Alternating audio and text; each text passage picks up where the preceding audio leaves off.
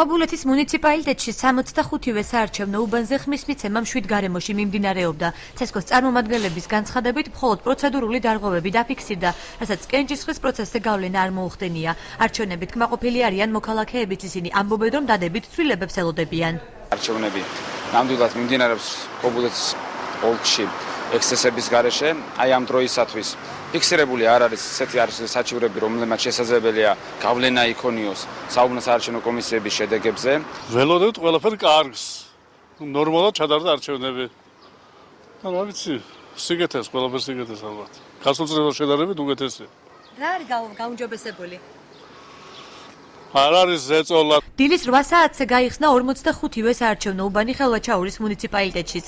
ხელვაჩაურის 93-მე საოლქო საარჩევნო კომისიის თავმჯდომარის ინფორმაციით, მუნიციპალიტეტში 46719 ამორჩეველია. მისივე თქმით, ოლქში მნიშვნელოვანი დარღვევები და პარტიების მიერ წერილობით შემოსული პრეტენზიები არ დაფიქსირებულა.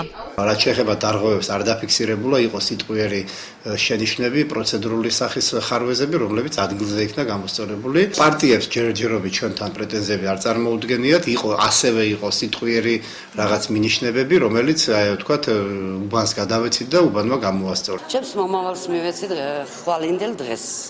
ძალიან ვერ ვხედავ, რომ იყოს აქტიობა ნაკლებია ხალხი. სხვა მუნიციპალიტეტების მსგავსად საარჩევნო პროცესი ხულოს მუნიციპალიტეტში 7 ვითარებაში წარიმართა.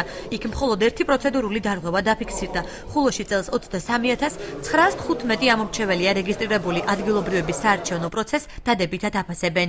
ჩვენ თავრობას ვაძლევ ხმას, ვინც საქართველოს გაამთლიანებს, ვინც სიკარგეს, კარგ დღეებს და უსაფრთხოებას მოგვანიჭებს, იმათ ვაძლევთ ხმას. უკანასკნელი ინფორმაციის თანახმად რეგიონში ამორჩეველთა აქტივობის მხრივ 51%-ით ქედის მუნიციპალიტეტი ლიდერობს. მას 50 და 49%-ით მოსდევს ხულოსა და შუახევის მუნიციპალიტეტები.